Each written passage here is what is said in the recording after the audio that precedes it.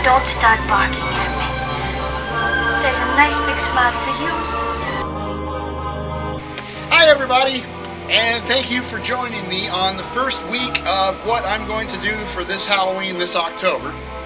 I spend the whole month watching horror movies and having a lot of fun. And what I decided to do is, instead of a 31 days of horror, I'm going to do 5 weeks of horror, since October is basically 5 weeks long. So welcome to week number 1 of the 5-week horror movie Havoc.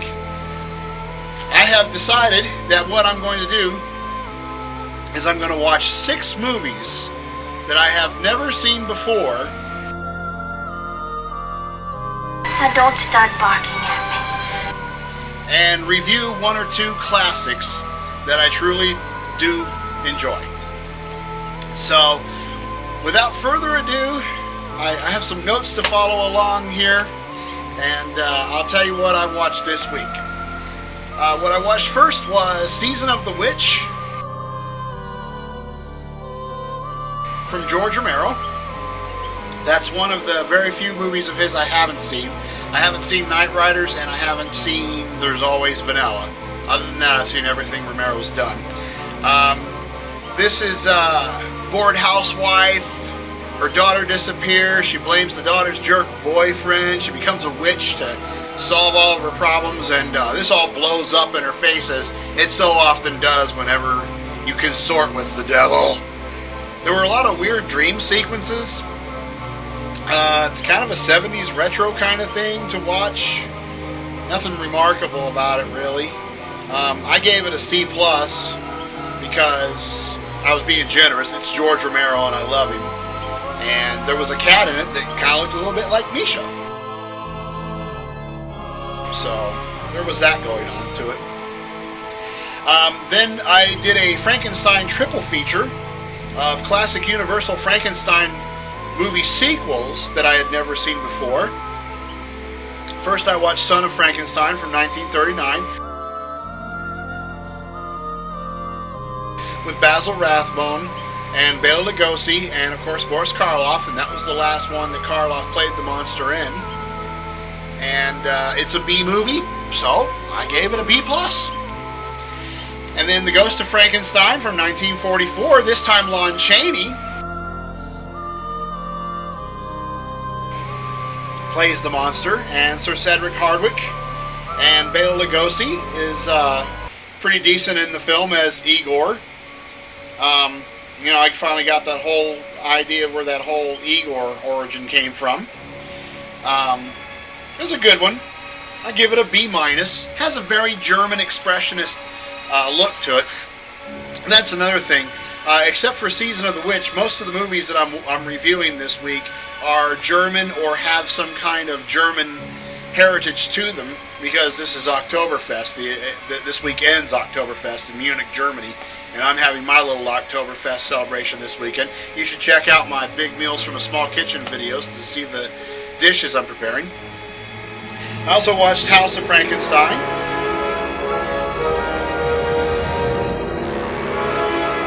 This was a big monster mash with Boris Karloff playing a mad scientist. Bela Lugosi didn't appear in this one. Lon Chaney was in there as the Wolfman. John Carradine played Count Dracula. And there was a lot of brain switching going on in that movie with the mad scientist from Karloff's Mad Scientist. There was a great line of dialogue. The gypsy's talking to the Wolfman, Larry Talbot, and she says, "Don't bark at me." What's the matter with you? We've been together 3 days and you haven't smiled once. I think I'd like you better if you smiled. Now don't start barking at me. It was worthwhile. I liked it. A lot of brain switching going on, as I said. John Carradine, however, only appears for about 10 minutes, and he's got to be about the weakest Count Dracula I've ever seen. I also watched the original Cabinet of Dr. Caligari.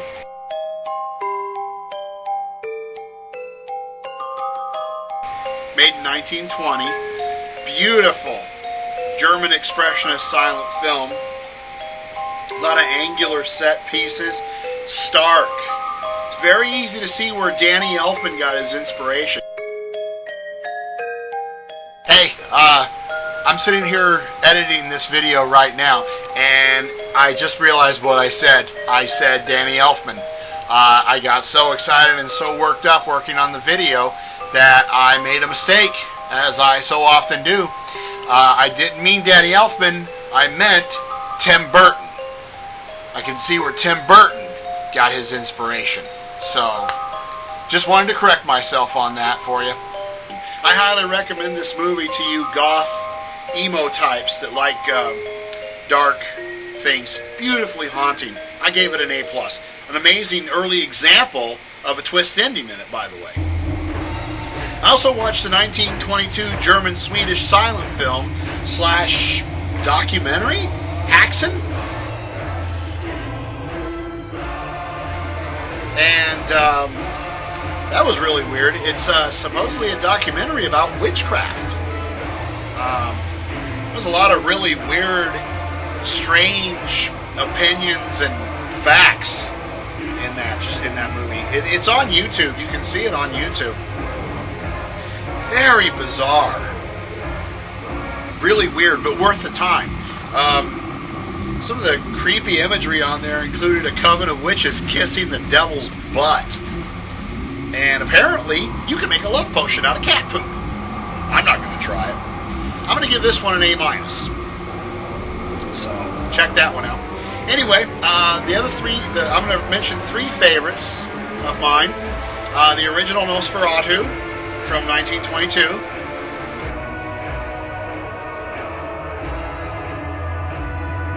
That's a classic. The first Dracula movie. Worth watching over and over again. I love all the imagery in that film, especially the Count himself, Count Orlok, excuse me. Also enjoy the 1979 remake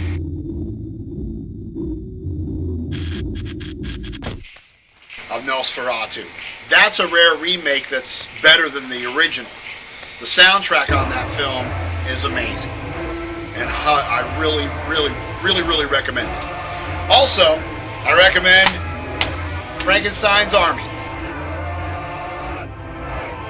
Now, I know I did a review on this movie back in April, but it is October, it is Halloween, it is a German-influenced film. It's so amazing. I love this movie. This has got to be one of my favorite horror movies of all time. It's a found footage movie, which I hate found footage movies, but I love this movie. I see something new in it every time I see it. Woman's head on a teddy bear. A crazy guy with a propeller on his head. There's all kinds of insanity in this movie. I bought this in May as a late birthday present to myself. I love it. So anyway, that's the movies I reviewed for week 1 of the 5-week Halloween Horror Havoc. Stay tuned for week 2, and thanks for joining us. Take care.